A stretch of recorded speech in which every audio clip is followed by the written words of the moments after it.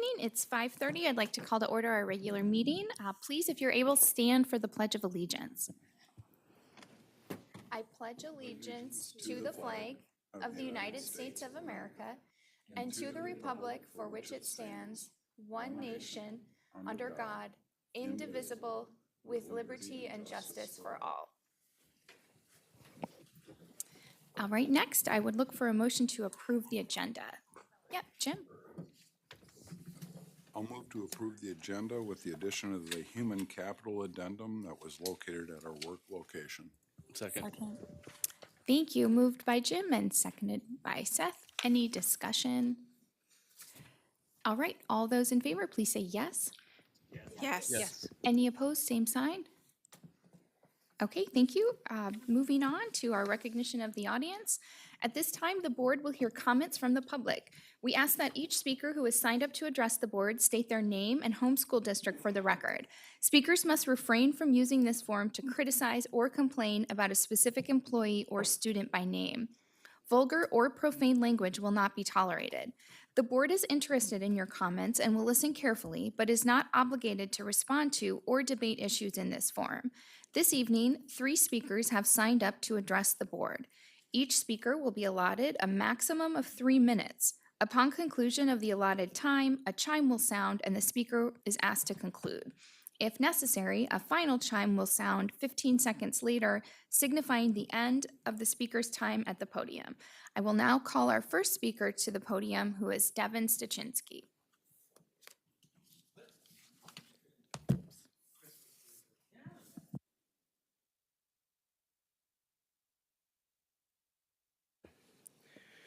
Devin Stachinski, HMR. Before I forget, I'd like to wish you all a Merry Christmas. It'll be a nice little reprieve. So with the election coming up next year, just in case, you probably should get a little recorded box of Jim making that motion every meeting exactly as it's stated, just in case, so then you could just hit the button and have it play back. But I'd like to ask you to think about the optics of 2 scenarios that are both mentioned here on your agenda for this evening. The first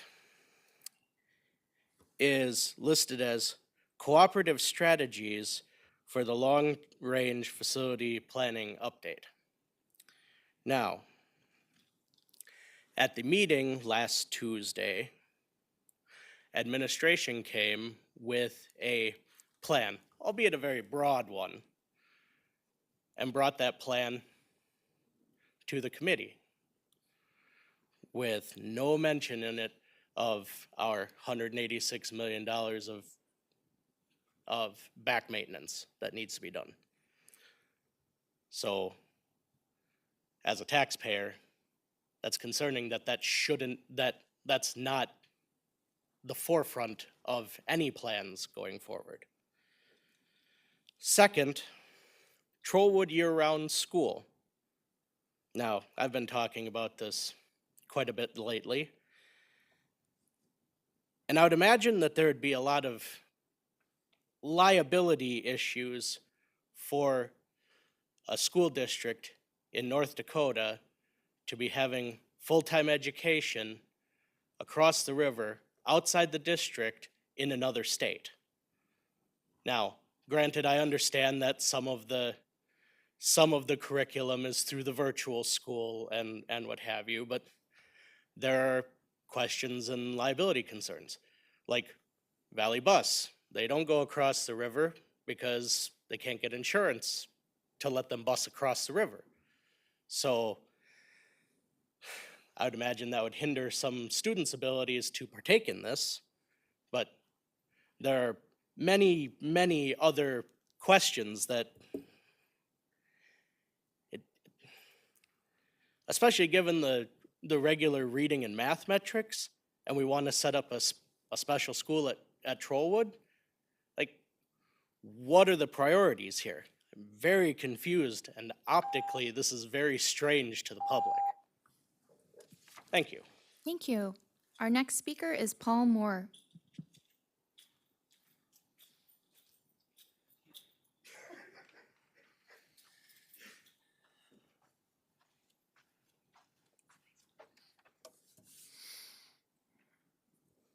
Paul Moore. I live in Fargo. I have the first. I'm starting with the definition of irony. A couple of meetings ago, you had to re-vote on a result of a union grievance because it wasn't worded correctly.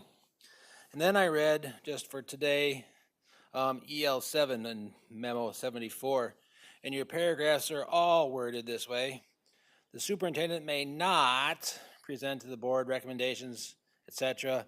And then bullet number 1 is also not in a summary format. So you got the double negative thing going on there. And then I looked, it's like every EL is worded that way. So I don't understand how the grievance thing using nots is anything different from this language also being nots and not nots. It's just the logic. Memo 77 about the Trollwood thing. I'm on a couple of groups, and let's face it, your reputation is bad. The memo came out, and I don't know if some of you are on those things, but you should read them, and they're actually funny. But the reputation is just horrible, and I guess maybe nobody cares. But I mean, I do have some experience with alternative education, and the Trollwoods, idea for the students year round is actually, I think, a decent idea because I know what you intend. The one thing I would say is make sure you check with Moorhead because they're doing a similar program and they probably have some lessons learned. But I guess the problem is that you have zero diversity of thought. There's lots of ways to get this problem solved. Or in the case of reviews, sometimes you can ask, how can this process be improved? But you can't be asking these questions because everyone that I look at, all these ELs, all these memos, everything is in exact lockstep with, and that's almost statistically impossible that everybody agrees every time. You don't seem to care about outside perspectives, so what would make you responsive?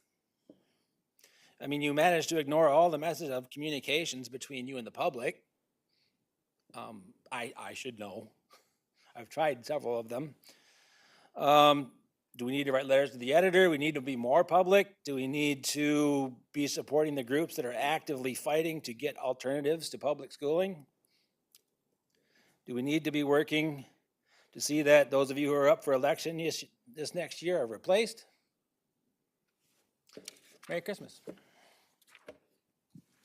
Thank you. Our final speaker, and I apologize if I mispronounced your name, is Rich Skalgo. Oh, it's Slagle.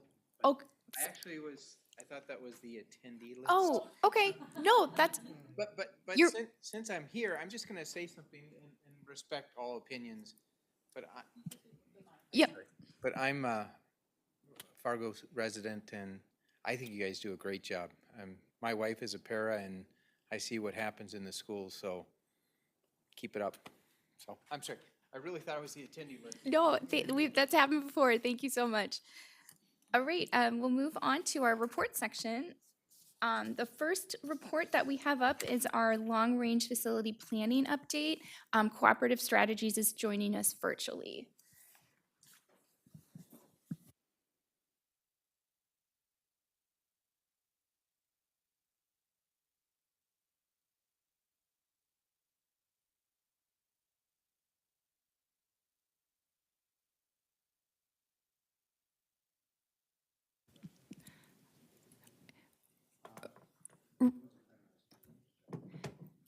Yeah, Rob, if you would like to start, we would be ready. That's wonderful. Can everybody hear me okay? Yes, we can. Okay, very good.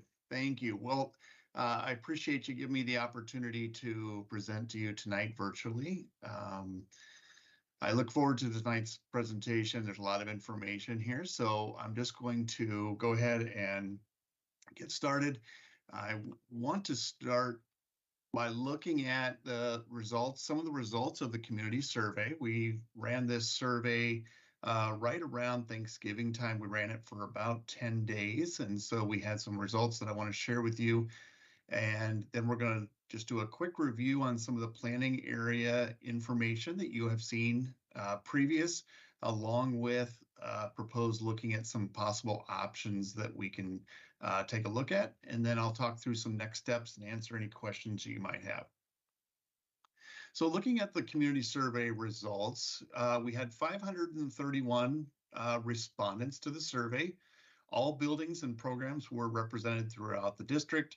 65% of the respondents were parents or guardian of a current student. 41% were community members. 31% were teachers or staff. 58% lived in the district 16 or more years. And then we had the two largest groups by age that participated were 41% were ages 35 to 44 and 27% were 45 to 54. When asked about some strategic planning principles for the facilities to help make decisions, we asked the participants to rank these 10 items. Educational adequacy was the first choice by 55% of the folks, and 24% was their second choice. Safety and security, 25% was the first choice and 41% was their second choice. And accessibility and inclusivity was 34% of the time was chosen number one. And so I just wanted to look at that breakdown. Those were the top 3 of the 10 items that were for the planning principles that were chosen. The additional information that's on this screen will show you that the highest thing chosen, educational adequacy, was chosen highest by former students, teachers or staff, and a relative of a current or former student.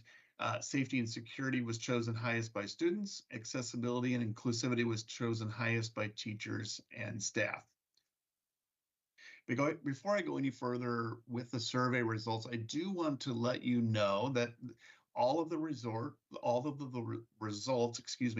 are posted on the project website under the facilities department. And so you can go through, look at all the details of the results as well as everybody's individual responses that they were given in this survey. So again, I'm providing you an overview. If you'd like some more detail, all the results are there on that website.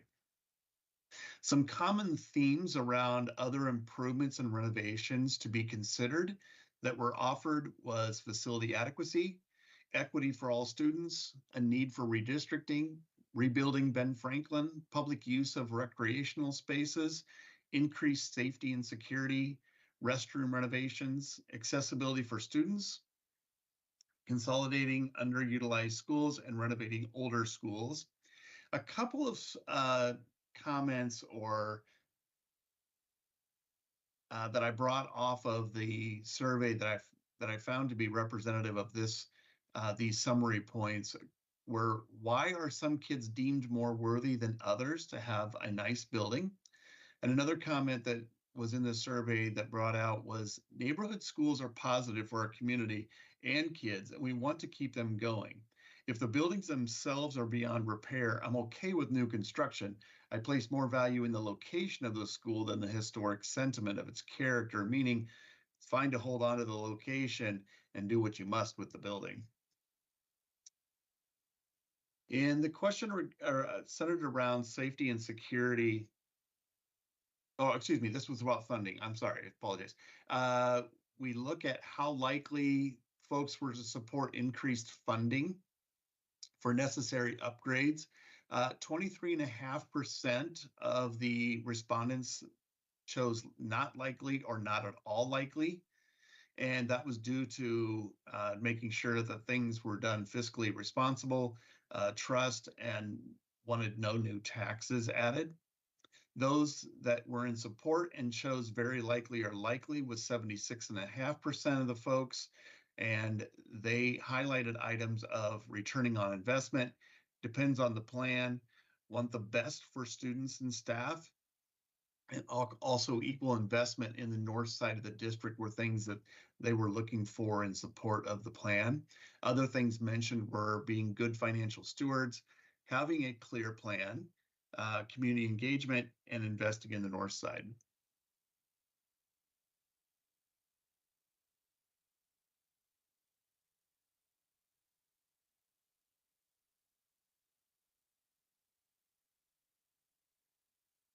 I think I skipped over. Oh, this was the survey results regarding the safety and security. Excuse me, I must have clicked my button a couple times there.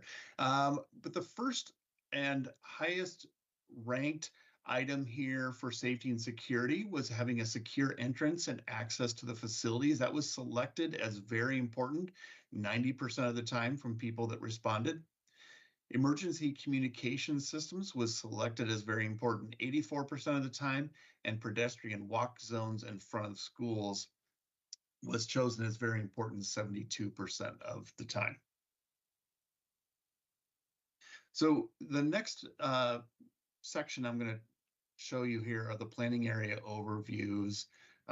These are items that you have seen before in some cases. So the last time we did our 2x2 conversations, some of this information was already shown to you, but what's been added is looking at some of the community meeting small group discussion topics. So during our community meetings that we had in November, these were the items that were asked to be discussed in the small group meetings. First was, what is your perception of the condition of the Fargo Public Schools you are most closely affiliated with? Are the facilities Fargo Public Schools operates now the ones they should continue to operate for the next 20 plus years? Why or why not? And what do you think FPS should consider when developing its long-range facilities plan? These comments here were some of the comments that were made that were not directly tied to the 5 different planning areas that we have broke down the district into. And again, this presentation and this information is on the project website. I'm not going to take the time to read through all of this this evening. So as I mentioned before, we had 5 planning areas that we've broken all the schools into. We have a high school planning area, we have a middle school planning area, and then we have 3 elementary planning areas that make up the 5 planning areas. And the elementary planning areas are broken into the north part of the district, the central part of the district, and then the south part of the district. So when we met and we talked through some of this information shortly after the second steering committee, the notes were there from the steering committee, but what you didn't see was some of the community meeting discussion notes, and we're going to highlight some of these further on in the presentation. So I'm not going to take and read through all of these right now, but I just want to highlight for you to let you know as to how this information was put together when looking at some of these possible options available. So the high schools and middle schools didn't have nearly as many community meeting discussion notes. When we started having a little bit more conversation, it came up that the elementaries started to have more of the discussion and some of the discussion notes, especially in some of the different areas of the district as well. So I just wanted to make a point to notice those as we move forward here. And then this is the North Elementary School planning area. So I'm now going to take an opportunity we're going to look at some of the options that have been proposed. But before I do that, I want to really highlight that these options that have been put together really are based on feedback that the steering committee has provided to us. The different community meetings, we had 3 community meetings. One of them was at North High School, one was at South High School, and then was at Davies High School. So we had 3 different evenings that people could attend those community meetings. As you saw already, we had a survey that was available, as well as taking the opportunity to meet with district leadership, taking their input as well. putting us all together and having a starting point for which we can start discussing some of the options for your long-range facility plan. As these options are continually refined, because these are not a final options or not a final plan in any sense of the word, but they will continue to be refined as we continue to seek feedback. We have another round of community meetings and a survey in January that we will seek additional input and feedback regarding these different options that are available.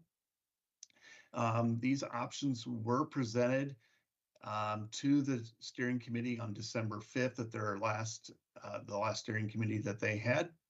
And as a result, I'm going to point out some things that we felt like as a team, we made a couple of adjustments to because of some of the feedback that the steering committee presented to us. And we think there were some great suggestions. So looking here, this is and we have these options, proposed options, just looking at the 3 different areas of the district. So we have, this is what the north part currently looks like right now. And then we have what we would consider to be some possible options for the north part of the district. What we came to the steering committee with was to rebuild Ben Franklin on middle school on the Madison site. And then to be determined was the reuse of Ben Franklin. As a result of presenting this to the steering committee, one of the options was to possibly rebuild Ben Franklin on the Washington site instead. And so we've looked, that's in this red box here. We've kind of refined that possible option and changed where we might look at trying to rebuild Ben Franklin. Looking to consolidate Horace Mann with Madison and Roosevelt and rebuilding on the Horace Mann site. We have a lot of feedback about the size of the Horace Mann site, whether or not that's a good location to possibly rebuild.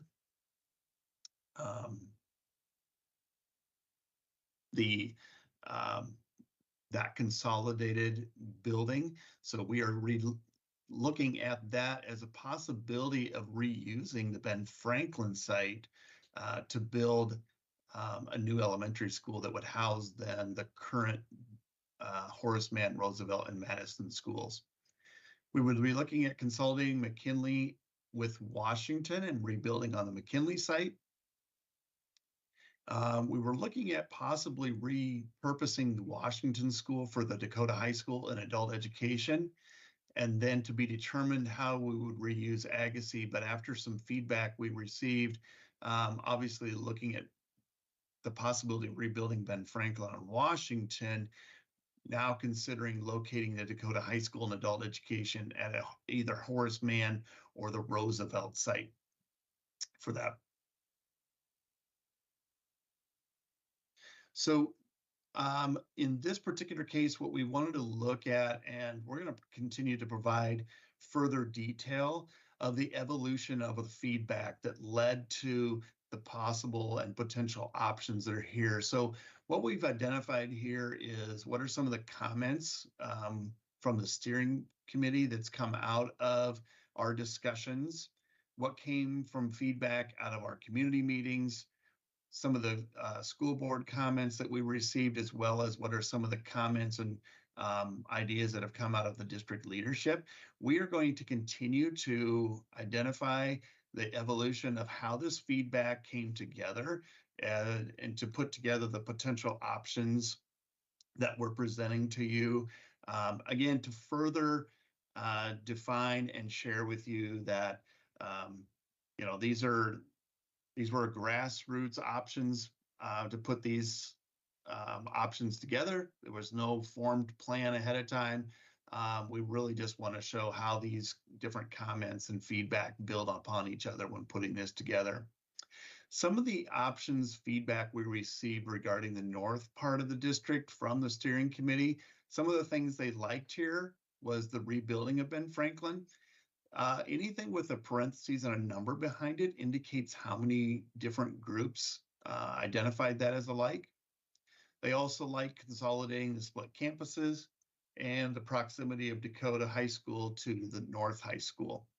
Some additions and changes that they would recommend was swapping Ben Franklin Middle School and Dakota High School. The size of the Horace Mann site, as I mentioned, the location of the new Ben Franklin that we addressed, using McKinley or a new site for Ben Franklin. Adult ed moved to Madison, and Washington or Longfellow site for Ben Franklin, possibly. Some of the benefits and challenges are the timeline, the swing space for students during these projects, the repurposing of the buildings could potentially use for community resources, busing and transportation, traffic issues getting to the new Ben Franklin proposed site. Again, I think we've addressed a little bit of that. And then also the amount of green space at the proposed new middle school. Again, that has been looked at with a different possible site as well. Looking at the central part of the district, this is the current location of where buildings are as of now. And what we're proposing is for the middle part of, and the central part of the district, was looking at the South High School site becoming a shared site for both Carl Ben and South High School. Not having a 612 building or everything being in one building, but having two separate buildings or two separate campuses, if you will, on the same site was a proposed idea that we looked at. Consolidating Jefferson and Hawthorne and relocating them to the current Carl Ben Middle School. We know that Carl Ben Middle School is a little bit smaller, so we were looking at how do we best repurpose that location. Consolidating Lewis and Clark with Clara Barton and rebuilding on the Lewis and Clark site. Some of the feedback we received from the steering committee, what we were looking for is possibly considering building the new Carl Ben on the Lewis and Clark site and the new elementary for the consolidated Lewis and Clark and Clara Barton on the Clara Barton site. So that changes a few things that we were looking at for repurposing Clara Barton. We were looking at possibly repurposing Clara Barton for the new self-directed academy. So we've looked at possibly using some of the South High School capacity space that's available now and locating the new self-directed academy there. With the consolidations of some of these buildings, we're looking at Jefferson as Early Childhood Center North. Again, Clara Barton, we talked about that. And then Hawthorne being the new home for the Discipline Alternative Education Program looked at from the district in the coming year as well. Again, the evolution of feedback that led us to these proposed options. Some of the feedback we received from the steering committee for the central part of these proposed options, the things they liked was the Early Childhood Center and alternative learning programs, consolidating CBH and Jefferson, and the new CBE South idea. Additions and changes, avoid combining the middle school and high school or be intentional about how they're separated. Adequate space for middle school and high school. Neighborhood walkability impacted. Could Clara Barton and Hawthorne remain together? Do not combine CBE in the south. Redistrict to resolve this. CBE and Discovery feed South High School and add an elementary east of university. And I think some of these comments, again, we obviously, we're looking at some of these things that need to be changed a little bit. As I mentioned, we've tried to make a little bit of a modification or refinement of that to resolve some of these concerns or changes that were identified. Some of the benefits and challenges for this area was, again, the timeline, large size of elementaries, the pickup and drop-off areas, limiting neighborhood schools, the combined middle school, high school. What would that look like? This is a lot of change in the next 10 years. Performing arts school, question mark. keeping South High School capacity same as the other high schools and balance resources, and sharing athletic facilities at South High School site. And the cost of renovating Carl Ben versus redistricting. Again, just looking at the amount of investment for some of these options. So the south part of the district currently looks like this. It overlaps a little bit. We brought the Lewis and Clark area into this for one of the proposed options that we were taking a look at.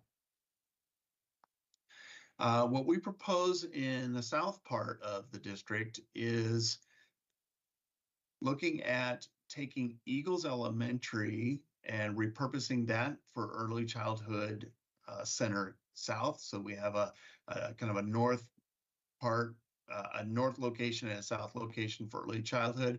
And what we needed to do then was looking at how do we redistrict those students that currently attend Eagles.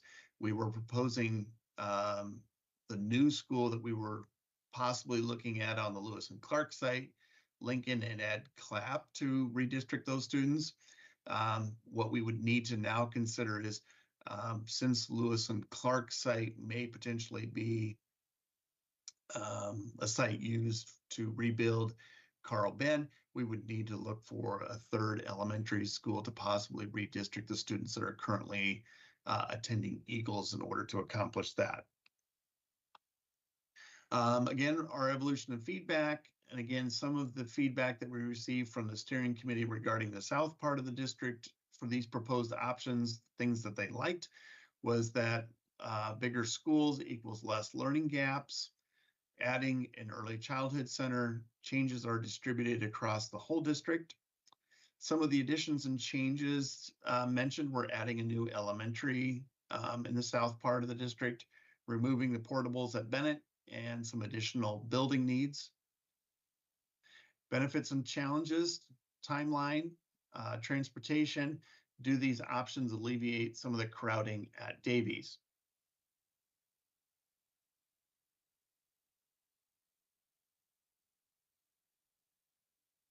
So when we take a look at then what would this look like if the proposed options were to be put into place? This is now how the district might look in terms of where the elementaries would be located, where the high schools will be located, the middle schools, the early childhood centers, and a couple of the new programs. So the key here is off to the side that you can see how those are laid out. So we would end up with 10 elementaries with these proposed options, 3 middle schools, 3 high schools, along with an alternative high school, and 2 early childhood centers. Side note in the box here is that there are buildings and sites that would receive priority maintenance. So priority maintenance would be the deficiencies that that we had talked about and we've shared with you in the past. So those buildings that would receive, that would be their primary option to come to them would be North High School, Davies, Discovery, Longfellow Elementary, Bennett Elementary, Centennial, Kennedy, Ed Clapp, and Lincoln. Buildings and sites reused or repurposed are yet to be determined, possibly would be Agassiz, Roosevelt or Horace Mann, and then Madison. So what I would tell you is this map here does not reflect some of the changes that I shared with you that were brought up from the steering committee. This is based upon the original proposed options that we were proposing and presenting.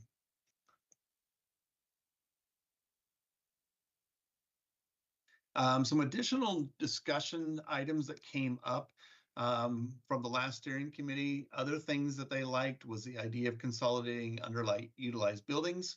New and updated construction will improve the educational adequacy. More consistent elementary setup regarding enrollments. 2 designated early childhood centers. A new Dakota site is accessible via arterial roads, and improvements for everyone. Additions and changes to consider: Career and Tech Academy, more representation in response to the survey, adding a project timeline and cost. Blue stem, question mark. Some buildings need to just go instead of being repurposed, and show redistrict improvement.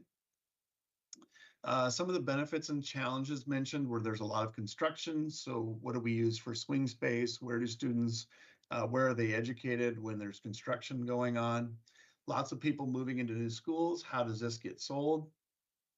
How do you capture voices equitably and not have the loudest be a priority?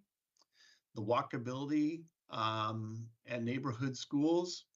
Great to balance enrollment after building changes, and I have to stand up for a minute to read this, are made, redistrict and settle, and so communities get behind their schools instead of frequent changes and happiness. So again, those were some additional feedback items that we would receive from the steering committee.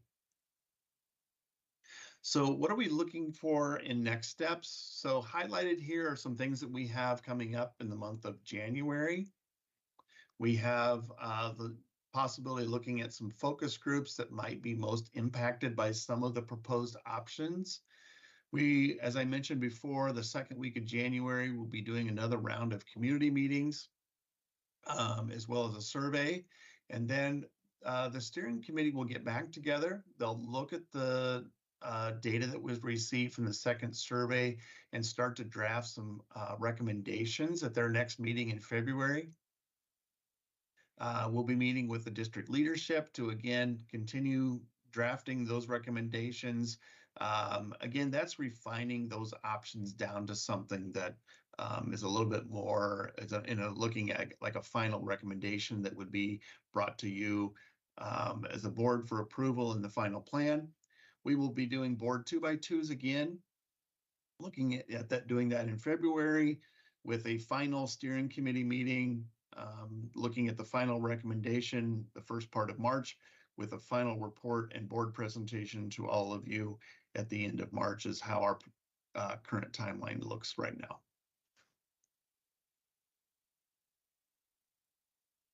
With that, I'm going to stop sharing. I know I've probably gone over my time a little bit, just had a lot to cover tonight.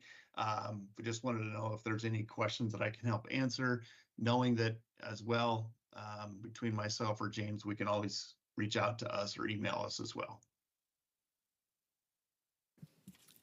Any questions from the board? Yeah, Greg? Thanks, Rob. So there's the recommendations, or I don't know if are we formally calling them options or drafts or whatever.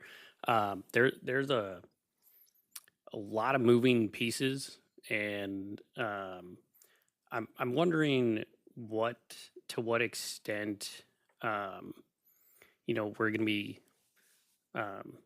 expecting or anticipating or attempting to get plans that may, I don't want to call them half measures, but I mean, like moving, man, I lost count. Like 6 different schools are going to be relocating. We're going to, tear down or repurpose a couple buildings and, combining a school, to what extent do you anticipate, attempting to come up with plans that may not be so grand, or I don't know, does that question make sense? Sure. Yeah, absolutely does. And again, and I think that's a really important question, Greg, to take a look at, because I think right now we're in a very beginning stage of just looking at what's all possible, or what do we see in terms of what we're hearing in terms of feedback or receiving from feedback that we'd like to put together. The other thing I would mention too is that this would be pretty ambitious to probably accomplish everything in 10 years. That would be like a really, really ambitious plan. So this might very well, when we put together, and the final recommendation might look like a phase of this, or it might look like part of this, and then maybe we look at something, that happens after that particular time frame to finish things up. But note that however that comes about, with everybody's feedback, when we visit with all of you, the steering committee, the community again, what we'll do is we'll come up with a plan that everybody's comfortable with, that everybody knows that is doing what's best for kids and what works best for Fargo Public Schools. Part of the plan will include the phasing and sequencing of projects so that all of you know and have a pretty good idea of how this would roll itself out in the next first few years, what would look like the last, what would 5 to 10 year part of the plan look like, so that all of you would be comfortable with that. That all becomes part of the final recommendation and the final plan that's presented to you at the end of March.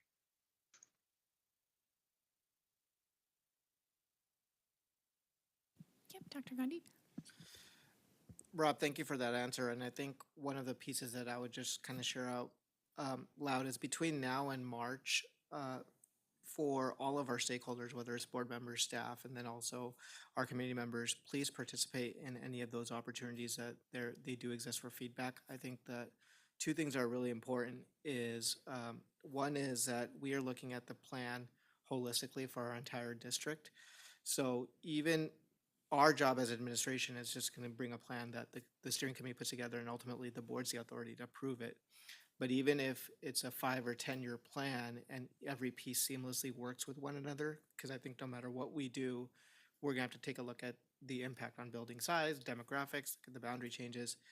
The plan will be less successful if we approve the plan for the long term, and then when the individual projects come up, if we start looking at those just in the merit of the individual project, and if we shut down one project, it could have an impact on the boundaries or the numbers at another building in the district too.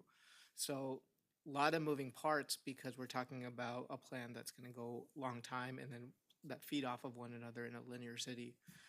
So ultimately, I think what I'm saying is that the worst plan would be a plan that the board has a completely different vision down the road. So between now and March, if it's the opportunity to, whether through the board meetings with cooperative strategies or through other opportunities for our board or community, please give that feedback so then the steering committee can develop the right plan accordingly. And so there aren't surprises or misalignment in terms of what we're trying to prioritize down the road. And I would just take the opportunity right now to just make mention for those of board members that were able to come and listen in to some of the feedback you received at the community meetings. I think it really shed a lot of really great information about what our community is telling us in terms of what it is that they would like to see in a plan moving forward for Fargo Public Schools. So as those come about that second week of January, I think, again, if it works for your schedule, I know we were very, very fortunate to have some steering committee members that were able to actually be a part of all 3 of those meetings. It just shows the commitment for that group. And then we, along with some of you that were able to attend as well, it was just great to see everybody there and really listen in to what the community has to say. Thank you. Any other comments or questions? Oh, yep, Katie. Yeah, I have a question. Something struck me as I was going through here. It was on slide 6 where I think it talks about a little bit about safety. And the second point was emergency communication systems was selected as very important, 84% of the time ranked highest by students. I guess I pictured emergency communication systems is not like a facility thing, but like we make a phone call or send a text or an email. So how does emergency communication systems fit with like an actual facility planning? Yeah, great question. I would really look at that as when you are looking to do some, if you're doing renovations, you're taking care of some of the priority maintenance, or it's a new building, whatever it might be, is to make sure that infrastructure is there to handle all of the communication systems that are needed throughout a building, both on the interior and the exterior. Doing any of those renovations definitely is the right time to provide that infrastructure and to get it into place, because we all know that some of these buildings can be more difficult than others to run new wiring or cabling or any of that type of thing. So I think that's one of the reasons why we want to make sure that's included as part of a facility plan. All right, thanks. Yeah, Jamal? I think I mentioned this comment before on our meetings on one-on-one when we had these meetings, even though I didn't go to the community meeting that they had at various locations. My question is, it seemed like, well, it's not a question, but at the same time, it can end up to be a question. Just looking at all the recommendations that you has just providing, I have a big concern on redistricting, because if we look at that, um, it's gonna really divide the communities. I don't know if you guys seeing it, but I am. Other people might be seeing it too. It's gonna divide the community from low income communities to the other income, from the highest income too as well. I'm just wondering, how are you gonna go about that if we're gonna be redistricting all these, redistricting the schools, or just aside that of where they are gonna be headings? Because that will definitely be a big concern, not only toward me, but it's gonna be a bigger concern too, to the other community too as well. Robin? Great question. Those are part of our guiding principles. And so we consider those throughout the process. I would say this is one step in about maybe a dozen that are going to continue throughout this process. So this is just gathering community feedback. And then I think this would probably be the ideal, logically. But then how do we fit that into the other components, exactly what you're talking about how that blend will work.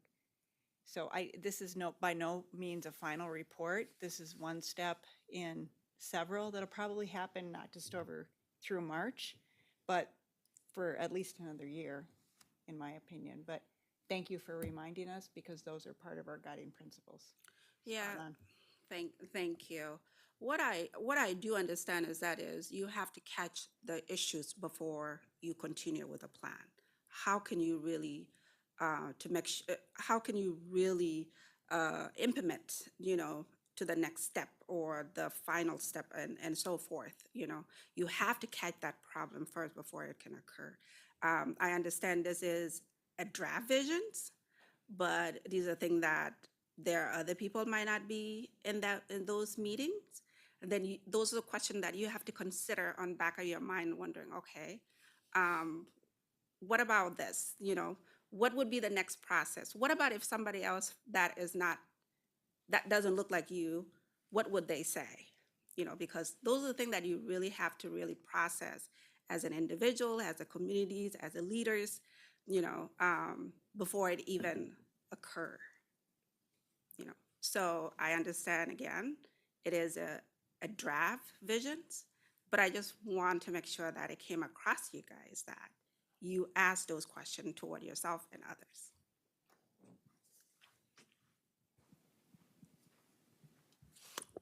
Thank you. Any other comments or questions? All right, seeing none, we'll move on to our second report, the FEA report, although I don't see anyone in the audience from the FEA. So we'll move on to our administration report. Sure, I will go ahead and kick it off. I think before I go into our administrative report on the Trollwood School for Talent Mentorship, I think I just want to preface this presentation with a couple things. One is that this presentation will be provided by Kathy Anderson from Trollwood, Holly, our administrator from our virtual academy, and myself. The three of us will probably tell you that we have a different name for the program that we're going to present here every other day, because we're just trying to figure out the right name. So the names could change, but we presented an opportunity, administration presented an opportunity to the board's planning committee earlier this semester regarding looking at utilizing the space that we have at Trollwood. Currently at Fargo Public Schools is the operating arm for the facilities at Blue Stem. For the weddings, we have a pretty consistent rental piece that we operate there on the weekends. Monday through Friday, it's a variable income in terms of our district revenue because we're always seeking individuals to utilize the space at Trollwood. So we came together and said, if we have the premise of our virtual academy and we have the space that we're operating, but that space is really using a variable income, can we use that space to be something more aligned to our mission of providing K-12 academics or an experience for our students? And that's really what we're looking at today. So I'm going to present, and Kathy and Holly are, a little bit on a program that we're looking at Trollwood starting next year. When we say Trollwood year-round schools, people think that it's a comprehensive high school focused solely on the performing arts, just like you would have at a traditional school with 1,000 students. That's not what we're looking to do. When people think of virtual instruction, they often think that virtual instruction only means instruction that is a student sitting in front of a computer for a set period of time. That's also not true. So whether this is a program, whether this is a school, honestly, the name doesn't really matter. What we're trying to do right now is say, do we have the ability to provide some of our students that are currently in our virtual academy with more wraparound services? We know that if a student is with us in person instruction at any of our buildings, we, without even batting an eye, we make sure that in addition to their academics, we're investing in school counseling, school nursing, all of the other supplemental services that we have. Well, now we have close to 200 students in our virtual academy, and shouldn't we also invest in wraparound services for those students as well? Just because they're taking their instruction remotely does not mean that we as a district can't invest in other supports that they may need in supplemental, that's a supplement to their academic instruction as well. And that's really what we're looking to do. So we have, we're created this design called the Trollwood School for Talent Mentorship. And what that really does is take the premise of our Fargo Public Schools Virtual Academy and then provide students with the opportunity for mentorship around a talent or development area specific to the performing arts that can be developed a little bit further. So we, after presenting this to planning per their request, we did do a community survey just to get some initial interest and see where we are in this program. And I'll just share some of that feedback as soon as this remote starts working.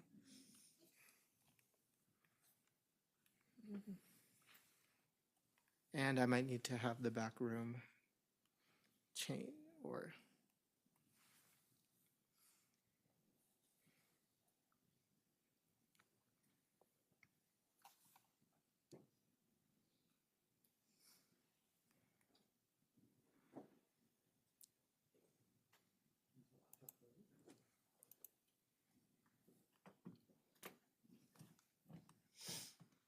All right, I think Jared's just going through. So the first couple of slides are just the initial survey responses that we did, and you'll see in the first slide, really just talking about whether it's a parent that filled it out or a student that filled it out, what is your current interest in attending a full-time performing arts school offered by Fargo Public Schools? And you'll see the distribution from the 108 responses that we had there as well. The next response, the next slide really talks about what are some of the opportunities that students want. So as we take a look at where do students have an area where they want to develop further, whether it's in performance opportunities or just further their own education as it relates to the performing arts, you will see a wide variety of different areas in which they want to develop their talent or their skill. Can we change the slide? Oh, sorry. Sure, no problem.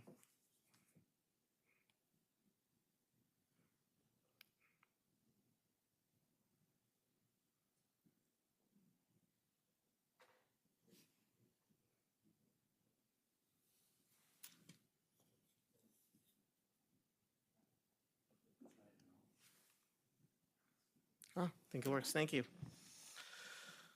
So what you'll see is on the list in front of you is a whole lot of different opportunities in the performing arts where a student might want to develop a certain skill area. Many of these, we provide those opportunities in our comprehensive schools. Some of these we do not because they're more individualized. Specifically, if you take a look at songwriting, comedy, we do have some improv comedy groups. But some of those are going to be very specialized where students can't be able to necessarily get whole group instruction unless we have the resources to be able to provide that. What this model will allow us to do is, regardless of what a student's personal area of focus is, they can get individualized instruction or mentorship to focus on any specific talent that they want through the Trollwood model. And I think Holly's going to talk about that in a little bit as well. And lastly is that what our virtual academy does, that we operate through Fargo Public Schools staff. We have our administrator, we have our own teachers. It creates a lot of flexibility. Right now in education, if you're not in the virtual academy, you're bound by Carnegie units, meaning a certain amount of time is what you need to have, seat time, to attain a credit. The virtual academy allows you to use time differently because you can take your class you could take a individual class on your own. You could do it at home. You could decide to do it in the morning, in the evening, and you have complete flexibility. So what's happening during that downtime? Many of our students in the virtual academy might be working, and that's a great opportunity for them. But if there's a student in the virtual academy that wants to develop a talent that they have further, why not give them that opportunity using the great Blue STEM facility that we have? And that's really what we're trying to do here. We do have one student currently that's in our virtual academy, that they're in the virtual academy because they're in a traveling band, and that was what was better for their schedule. So we're not doing something here that we actually don't have the capacity to do right now. We're more so remarketing and repurposing a space that we have with the platform of our virtual academy to provide students. What excites me most about this opportunity is that, one, is that this is not an opportunity for every learner. Not every learner wants to take all classes online, but then have a mentorship, but there are a few that do. And the reality is that if there's a few that do, and that's a better setting for them, that's great. What else I do appreciate about this opportunity is that we are a very music-rich district in providing opportunities in our district for musical performances and theater art performances for our students. However, in general, we know that when it comes to the performing arts and specializing in a certain talent development area, oftentimes individuals need personalized or personal instruction that they pay for supplementally. My son is starting piano lessons independent of the school system this January. Those are something that come at the cost of the family. If we as a district can now provide an opportunity to provide some of those personalized instructions to all students, regardless of what their income level is, yes, they would have to enroll in the virtual academy to do that, but it's still an avenue to at least provide that level of instruction that sometimes is a privileged opportunity for some of our students. I think that would be a really neat opportunity to do as well. Lastly, which I can share at the end, if you'd like to kind of go through it, this isn't I don't want to call it a cost neutral piece. Trollwood is an investment that we make in. I think if we were to look at providing this opportunity for our students, we will not expect a significant deficit because of running that program, nor are we going to expect a significant revenue stream coming out either. It's going to be pretty consistent, but we're going to be able to provide more students versus having to always seek a Monday through Friday rental to offset some of those operational costs that we're providing at Trollwood right now. So I just included some of the survey data from the survey that's provided. I also included some opposing data because you'll see that there's also many individuals that are very opposed to this concept. And they're opposed to this concept because they might think it's a waste of taxpayer dollars. We have a lot of individuals that are saying that why don't we provide individual instructional opportunities for performing arts at our comprehensive schools? If we decide to go that route, that would be a district investment for a group of learners that are in our comprehensive high schools currently, and we'd have to decide if we want to dedicate resources for them to receive individual instruction. But I don't believe that education is a zero-sum game, so we don't have to always look at one opportunity for a group of students in comparison to another group of students. What we're talking about right now are students that are going to learn through the virtual academy, and can we supplement their instruction with a passion area for them by investing in a mentor that's going to kind of be their liaison between the performance that they get and then the virtual instruction. And then students at the comprehensive high schools, they could still do that. But what we're talking about right now is an enhanced opportunity for students that are receiving virtual instruction. I included one last testimony just because you saw some oppositions. I wanted to include one positive testimony from someone that's really a fan of this concept. And you'll see that they kind of go a little bit deeper into just sharing their story about when you enter the real world in the area of performing arts. It's not the same traditional soft skills that you need for employment in other industries. There is room for mentorship. in terms of what does it look like to wanting to go into a field that's not as consistent as some of the other fields and some of the pieces that are covered in a traditional high school. So how can we provide mentorship opportunity for students that might have a talent or a skill set that's been developed, but then they have to go and seek how to market that for their own career and opportunities down the road. And I think this school is going to provide some of that opportunity as well. So just a little bit more of some testimonies, and I will hand it over to Kathy now. All right, well, thank you so much, Dr. Gandhi. It is a pleasure to be with you tonight, and I get to share the artistic vision of this exciting new venture. So this program is centered around personalized mentorship and customized opportunities that will nurture each student's unique artistic talents and aspirations. Utilizing the beautiful venue of Blue STEM Center for the Arts, think of it as a center of creative exploration where skilled mentors and dynamic facilities come together. Here, students will experience hands-on learning and artistic collaboration, immersing themselves in an environment that breathes creativity. Envision rooms resonating with music, maybe the latest editing technology at a student's fingertips, and a recording studio for their artistic expressions. Picture lively dance studios, practice rooms buzzing with the sounds of music and learning, quiet spaces where students can concentrate on their virtual studies. It's a place where mentorship comes alive, real hands-on guidance in songwriting, editing, piano, dance, acting, whatever it is that the student needs. Our vision is to craft a performing arts experience where creativity meets collaboration and learning happens by doing. Key to our approach is one-on-one mentorship. Each student will engage with their student talent mentor in a goal-oriented discussion and receive support in developing a customized program. The student talent mentor will help forge connections with industry and educational professionals who are eager to help them achieve their artistic ambitions. Whether that means perfecting their performance in acting or dance, or bringing a story to life through screenwriting, our student talent mentor will help guide them along their path, connecting them with artistic resources to bring their dreams to reality. Blue STEM is more than just a practice venue. It's where students will have an opportunity to form a vibrant community. It's a place for sharing ideas and finding inspiration and forming lasting relationships that extend far beyond the arts. The vision of our program is to seamlessly connect artistic training with practical application in the real world. For students aspiring to build a career in the arts, we will offer comprehensive support in portfolio management, career exploration, and the development of essential business skills within the arts sector. Dr. Gandhi mentioned the person who had sent us that email, and she went out into the world and she was like, I don't know that I'm completely prepared for this. And that's what this program will help also do. So we aim to foster the connections between students and established artists, providing valuable insights into the realities of being a freelance artist. This includes guidance on crucial aspects such as effective budgeting, really fun things like tax management, self-marketing strategies, and cultivating resilience against rejection, which is a big part of being an artist.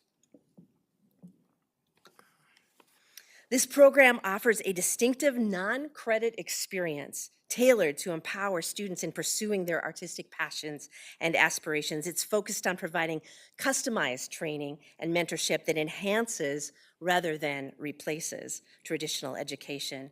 Our hybrid model is crafted to enable students to balance their academic duties with their artistic development. Participants in this program have the opportunity to continue engaging in their extracurricular activities and electives at their home schools.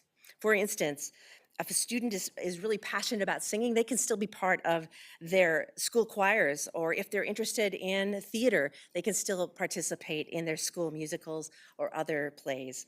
We recognize the significance of these activities.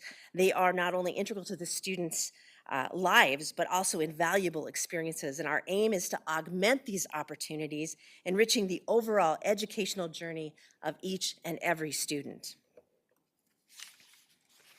To conclude, our commitment through this new offering is to empower artistic excellence. We're dedicated to building a community that supports both mentorship and real-world skills, ensuring our students the opportunity to embark on a journey of artistic discovery and growth. I'm going to turn it over to Holly to talk about the virtual side of our program. Hi there. Thanks for having us. So I've worked with the Virtual Academy now for about 4 years, and I would definitely say that it has changed and adjusted, and I don't think perfected, but we've been working on it every single year. And one of the things that I think needs to be made clear for our community is that the online experience during COVID is not the same thing as Virtual Academy. So during online COVID, I was a teacher, and we focused on, surviving essentially for those last few months, you all know. But students were isolated intentionally so that, we were dealing with a pandemic. And now with our Virtual Academy, we really try to go the opposite direction. Our school's priority is belonging. We want our students to feel like, even though they're not in a building, they still belong to our school. And so that support, being known by our teachers and staff is all very important to us. We've even had our first connection day where we actually bring our virtual students together in person, and we did that actually at Bluestem. If you look at who is the most successful in the Virtual Academy, what type of student is the most successful, I would say it's students who have some self-motivation, students who are independent, students who have maybe a good support system at home so that there's someone encouraging them along the way, someone who maybe is not a fan of the traditional model. Maybe their learning happens differently, and Virtual Academy is a good connection for them. Sometimes students want to graduate early. We have an opportunity for that. We actually have had our first few graduates this semester. And students who want to just really focus in on a different schedule, fewer classes, shorter amount of time, and they're working through the same number of classes by the end of the semester. They're just doing it differently. And then students who have other passions, and it doesn't necessarily fit into the school building. At our high school Virtual Academy, the plan for classes is that students would take, they would work with our counselor, first of all, to determine the classes they need to graduate on time. And then our students at the high school level take 3 classes as a minimum for 9 weeks. So every 9 weeks, they change up the classes that they're taking. And so that keeps them on track for graduation. They're earning 6 credits in a year or 3 credits per semester. And so they're right on track with their peers in building. Our platform is Imagine Edgenuity, and we also utilize the North Dakota Center for Distance Education. Those would still be available to the students doing the Trollwood school, whatever we're going to call it. They would still have those opportunities as well, but like Kathy mentioned too, they also can go into their buildings and take classes in a hybrid sort of model, so they're able to participate in building as well as outside of the building. Our Virtual Academy this year has 4 core teachers. For the secondary, they are available for students every day. They have a regular teacher schedule and students connect to them regularly. So students are supported on a daily basis by our teachers and our staff. I want to show you kind of how this works. I'm a little nervous now about the computer, to be totally honest, but essentially we have two programs we kind of use. So Canvas is something you're probably familiar with. It's the learning platform that is used in the buildings. And I like to describe that as students going into the classroom. So when they click into Canvas, they're connecting with their teacher. They're clicking on the link, there's their teacher on the screen. Edgenuity is one that maybe you're not as familiar with. So let's see if I can do this. Jared, you're my backup, right? Okay. When a student logs into Edgenuity, oh, that didn't change. Do you see the Edgenuity course or do you see the other one? Okay. Oh, that's right. See, you told me that too and I forgot. Can you see it now? Okay, good. Oh, no, you can't.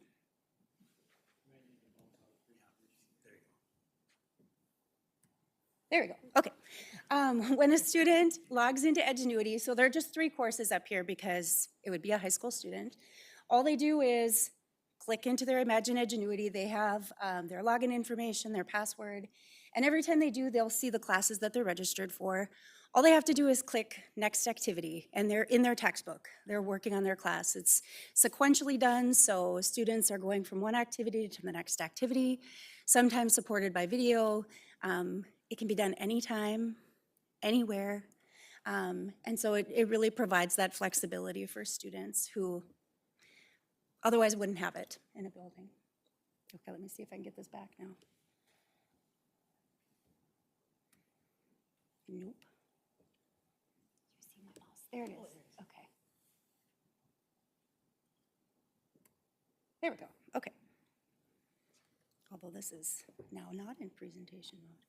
Yes, I work with the Virtual Academy. I did do that. Oh, because it opened more another one. Okay. Sorry. There we go. Okay. That was supposed to mean that it's very easy to do for students. They have a hang of it, I maybe don't. So again, the high school classes I already mentioned, but students take their core classes through Virtual Academy, but they do have those options in the building. Students also in Virtual Academy have the opportunity to take some of those advanced courses. So we have advanced placement courses, we have dual credit courses, so I think sometimes people are maybe misinformed about that as well. So even our more advanced students are able to take part in those. Attendance in the Virtual Academy is by pacing. So if a student is working or if they're involved in other activities, as long as they stay on pace in their classes, they are attending school and they're on track to complete their courses in a timely manner. This has already been mentioned, but activities, we actually really encourage our Virtual Academy students to take part in activities in their home buildings. Any secondary student can do that as long as they maintain eligibility. And those are the same regardless if a student is virtual or in their building. So arts, music, theater, sports, all of those things are available to virtual students and would be. And then enrollment, this is just a little information. We are enrolling students. We enroll students just like the regular buildings do. So students have an option to enroll in Power School in July. And we, in our presentation, just, want to make mention too that students who are in North Dakota, maybe not living within our school boundaries, have an opportunity to enroll as well through the open enrollment process. Questions? Nikki? Thank you. This question's for Kathy. On one of your slides, it had mentioned non-credit. Right. Can you tell me a little bit more about credit versus non-credit? Absolutely, yeah. We had a lot of discussion about do we provide performing arts classes for credit? And we decided that with this program, this is really about mentorship. This is about training. This is about the personalized kind of concierge type of service to the students. And so this would not, that aspect of it would not be for credit. It would be really for students to pursue their passions in the arts and taking their time during the day to learn and grow while they're taking the Virtual Academy for credit for all of their academic. And I can talk a little bit about that too. Yeah. So providing credit, so there's a couple things that we're trying to do. This is part of a larger plan for us as a district going into, starting with next year, providing a wide variety of learning opportunities because we know that no two learners are the same.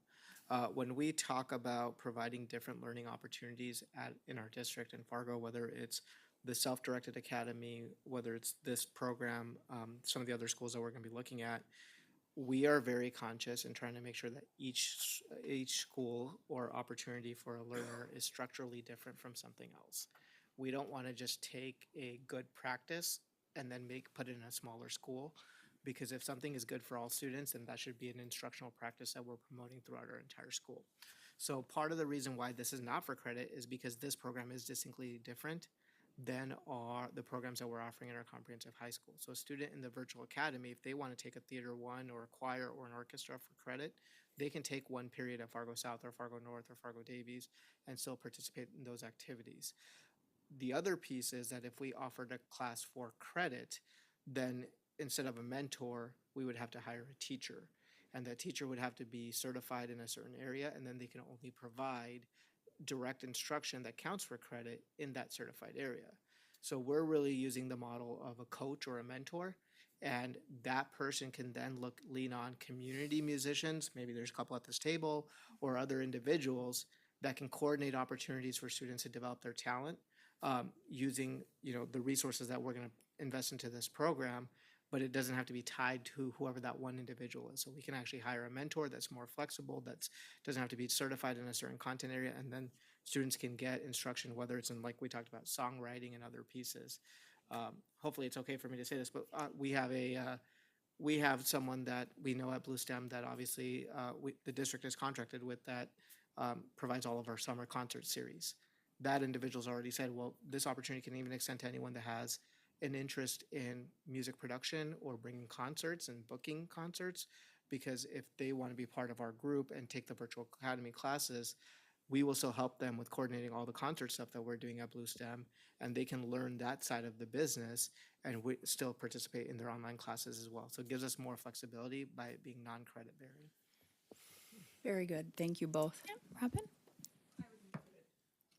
I would consider this part of our choice ready optioning.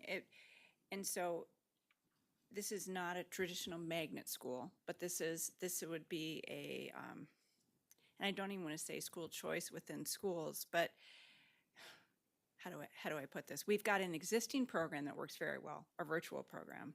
And this is expanding opportunities for, in my opinion, a lot of opportunities for students that cannot afford some of these private lessons. And I see that inequity is the word, between music lessons and sports and things like that. And that's what's beautiful about this to me. So thank you. Was this based off another model anywhere else, or is this something that we are just kind of creating and pulling together with our virtual academies here? If I had to be totally honest, this is technically coming from some of our students. Some of our students have already taken advantage of this opportunity even without us creating this, right? So I want to give, we've had some students, and it wasn't in the performing arts, but we've had some students that the senior year of their senior year, second semester, after they have, once we started creating our virtual academy last year, for example, we had some students enroll in the virtual academy, and so they could spend the majority of their time off campus and focus in their area. So let's talk about hockey or baseball that were doing that already, and they enrolled in to the virtual academy so they could have the flexibility of time and then participating in that. And in a very good conversation we're having with the school administration about, like, well, they kind of took advantage of it. When we look back at those students, they already had the college credits, they already met our graduation requirements, and we decided, why not spend the opportunity instead of them having to go behind the school's back and take classes just because they feel like I have to fill my schedule. Why don't we spin this and say, hey, you know what? If you're ahead of track and graduating, you're getting your college credits, you can have that flexibility of time, take the remainder of your classes virtually, and then go in your passion area and then influence our freshmen and sophomore students to do the same thing, right? So now you have something to work with. For the board members that have been part of our last 2 superintendent student groups, you know that as we've talked about this school and other schools, what our students are saying is that, like, their biggest feeling of discomfort or what they don't appreciate sometimes is when they feel like they have to fill a schedule and take a class.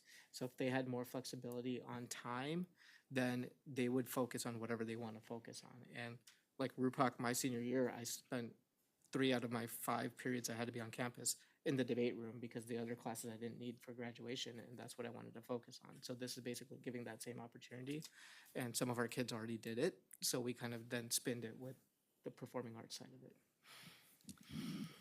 This reminds me a little bit of the creative arts program. Like, I'm going way, way back, decades and decades, and I was a part of it and was really grateful to do that too. It was a kind of a flexible, create your own artistic path program in the basement of Clara Barton. So any other comments or questions? Yeah, Katie?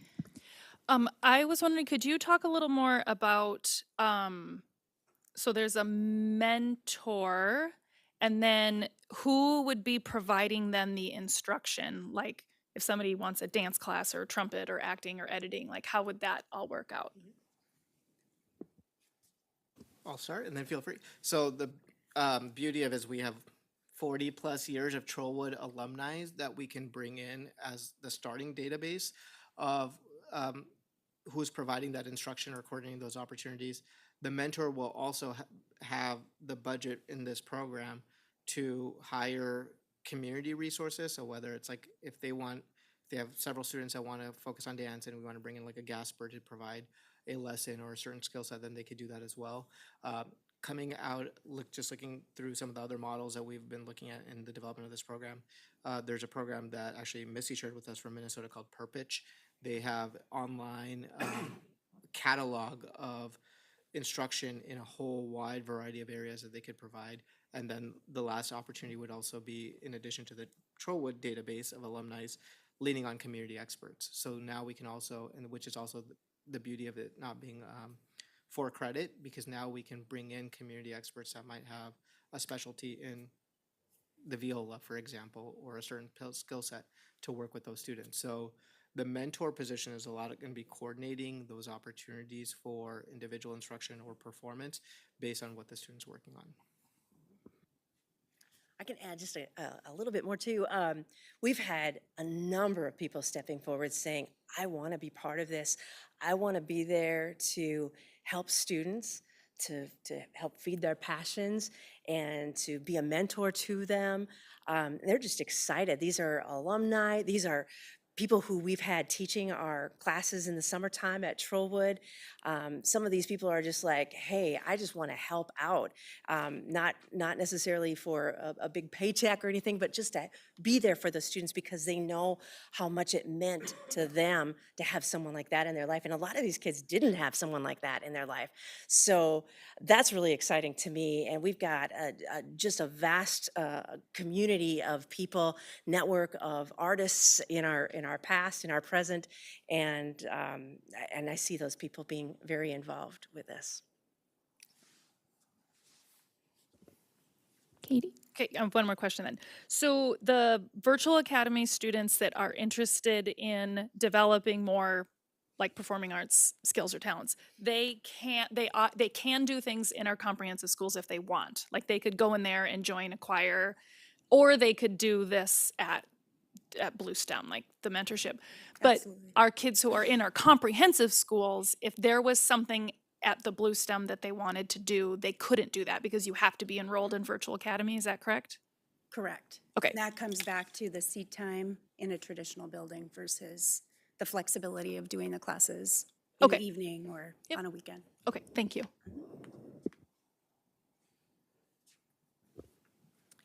Any other comments or questions? I do.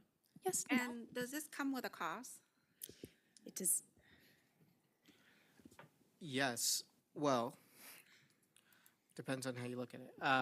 Can I log in through Creston if that's not on this slide, Jared, do you know? If I want to screen share, can I just do Creston Air? Yeah. Should I close that? There's no cost to the student. Not to the student. Yeah. Yeah. Yes, Jim? While he's pulling this up, planning did take a look at this, and we were given a preliminary look at what the budget impact might be. And quite frankly, I'm not going to say it's cost neutral, 100% guaranteed, but the revenue we would lose to being able to rent out the facility Monday through Friday is very minimal versus what we believe we get for the additional academic instruction that we're going to be able to do through the virtual academy. So it was really, from planning's perspective, cost neutral, or as close to cost neutral as you could project at this point in time. And thank you, Jim, because I think that is going to be the trickiest part to just communicate in terms of apples for apples, but I'll share what I can. Currently, the Fargo Public Schools investment into the totality of the Blue STEM and Trollwood programs are really divided into two separate funds. So the operation of the Blue STEM facility is our expenses and revenues are coming out of the general fund, and then the summer program for the Trollwood Main Stage Musical and all of its other programs, Trollwood Junior, so forth, are coming out of the Student Activities Fund. So what you see here is currently revenue based on rentals, but you'll see it also broken down by weekend rentals, weekday rentals. This is really kind of the column that we're talking about, but we don't receive any funding for tuition aid or anything else because we're not providing a school there. So when you take a look at the revenue subtracted by our expenses and everything else that we are investing by fund, just for the operation of the facility, you'll see the district investment here. Couple that with the programming for the main stage musical and the summer programming that we offer. That's, in general, this is the annual district investment. So I want to be very honest here and just share that when you look at it here, obviously, this is the new model. In the new model, we would potentially not do the weekend rentals that you're seeing here, and maybe eventually phase out weekend rentals. Sorry, I meant that we would not do the weekday rentals. But if I canceled all of that out, I can, because we're now serving students, one can say that like the funding that we're getting for a virtual academy per pupil allocation from the state, that is a direct service to students. So what I did was took a rough number on the student talent mentors compensation benefits, provided a budget, just assuming that we'd have about 30 students maybe in this program, on what those numbers are coming from the expenses of the program for those two positions, and then the budget for providing the community education or bringing those other sources. So if you were to take a look at our per pupil allocation, say that you're gonna have 20 students, what would that cost? Use that factor, subtract these two expenses. That's really kind of how much of the virtual academy revenue from the students that we get. So ultimately, the district expense is still in that ballpark, what we've already been doing. In fact, it's a little bit less. But one is making the argument that we're now using some of the dollars that we have to provide direct instruction for our students, which is mission aligned. You can also say, well, you could just cut this out and then save money if you don't count the per pupil allocation, because you would get that anyways. But then I would tell you then you're not actually investing in more resources for your virtual academy either, because now you're providing an additional service for a group of students that are in our virtual academy. So that's kind of how the cost plays. That's why I'm hesitant to say that we're saving money. We're not. I think we're better repurposing our money towards something that's more aligned towards mission. Well, thank you. I really appreciate that breakdown, because this question is not, it's not about me first and foremost. This is about the parent that are watching online, and to make sure that they understand about the breakdown. Because some of them might not understand what is you presenting here. So sometimes you have to definitely explain that, so that way they wouldn't have to call you, they don't have to email you. At least they have the breakdown. Thank you. Yes, Robin? Real quick, a lot of times weddings and things like that, prior to Kathy's days, were just meant for cash flow, quite frankly.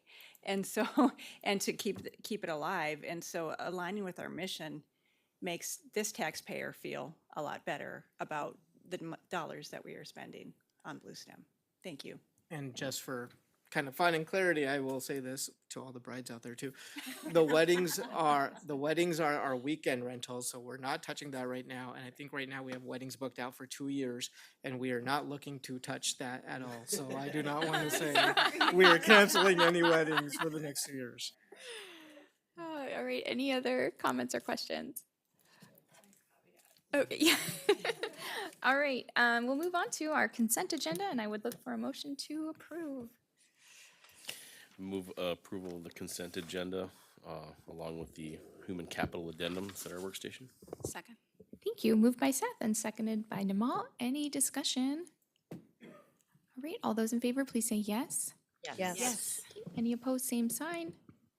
Okay, thank you. Motion passes. We do not have any business tonight, but as far as an executive session, at its regular meeting on November 14th, 2023, the board discussed an offer for the purchase of the former district office located at 415 North 4th Street in executive session.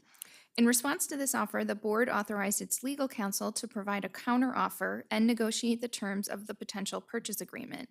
In response to the counteroffer provided by legal counsel, the district has received a final counteroffer and modified purchase agreement.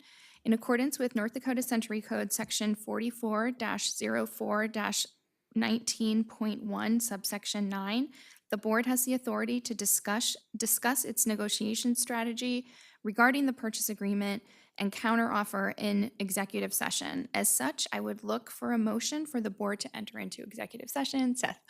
I move that the board enter into executive session for the purposes of negotiating strategy authorized pursuant to North Dakota Century Code 44-04-19.1 subsection 9.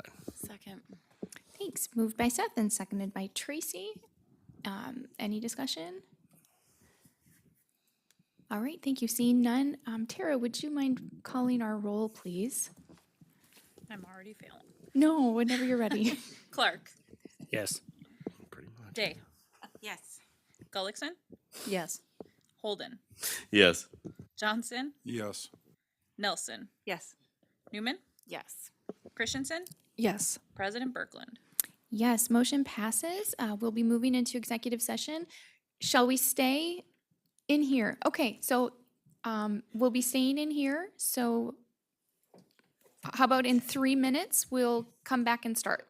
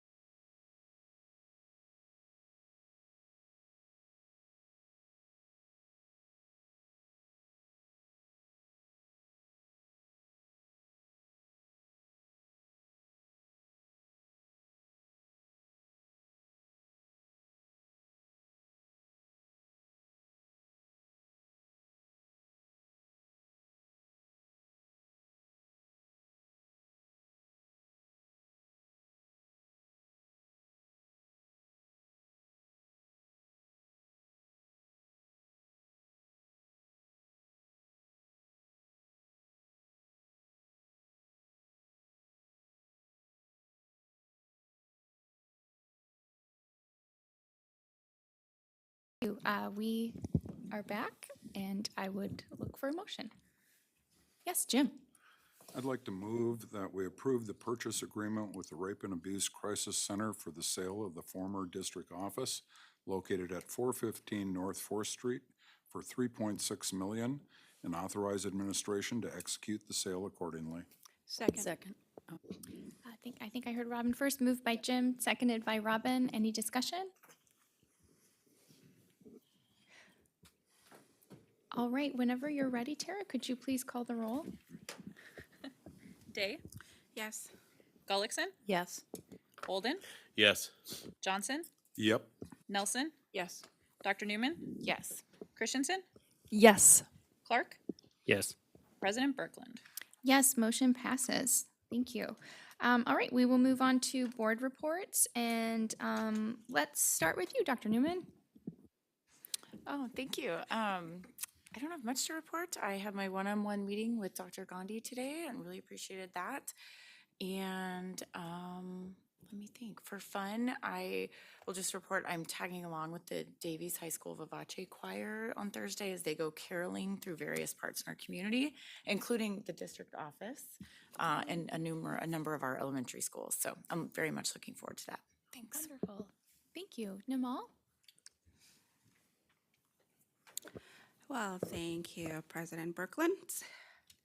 So just as you all know, Community Development for City of Fargo has not had any meeting. I have not gotten any information from them. CEA was canceled. So as of December 4th, I have the opportunity to visit Horace Mann Elementary Schools, where I was greeted by Joyce, who introduced me to the schools and its ongoing activity. During my visit, I had a fruitful discussion with several teachers who provide me with a comprehensive overview of their teaching methodologies and the progress of their students. In addition to my visit to Horace Mann Elementary School, I also attended governmental affair, and I also attended superintendent lunch. Those discussion was awesome. I thought that the discussion was very insightful. I was impressed with the student engagement and their valuable contribution to the school ongoing activities. I was glad to hear that the students were actively participating in shaping the school future. Furthermore, I have the privilege of visiting Carl Band Middle School, where I met with Principal Franklin to discuss the bar program that is being implemented right now. The program is very comprehensive. I am certain it will have a positive inputs on the impacts on the student academic growth. Lastly, I have visited Ed Clapp in Lincoln Elementary School, both of which I'm doing, which are doing an outstanding job in taking care of their students. The teachers are working tirelessly to ensure their students receive the best education possible. Overall, my visit to those schools were informative, and I'm confident that the schools are in good hands under the leadership of their respected principal and teacher. I look forward to my next visit and opportunity to learn more about the school and their ongoing activities. Thank you. Thank you, Nimal. Seth? I have nothing to report this evening, and to anyone here that I won't see in a couple of upcoming committee meetings, happy holidays, and we'll see you next year. Thank you. Robin? As Nimal mentioned, we had a Government Affairs Committee on December 5th. And in my observations of the long-range plan, I want to respectfully request that we do not try to influence those conversations because we do not want to stifle community input. And we don't want that to be skewed. So I hope that we welcome those and thank those people that are spending a lot of their time researching and a lot of time at those meetings. And I really appreciate you if you're listening. Thank you for your feedback. Thank you, Robin. Jim? Well, before I give my official report, I need to apologize to the North and South High students that participated in the EDC solo competition in Valley City. I have no doubt many of them either won or got an honorable mention. But I happen to be the liaison to Davies High School, who has 5 state champions in the solo competition in Valley City. And they are, and I apologize to these students if I mispronounce your name, Evie Geiger on clarinet, Kieran Huck on horn, Brady Hecker on bass clarinet, Ryan Hamilton on saxophone, and Ariel Bond on piccolo. Now, just so everybody understands, we have the big football thing up here that North High won, which was a pretty big deal, a state championship. This is the equivalent of that in the music world. So 5 state champions up at Davies High School, 14 honorable mentions.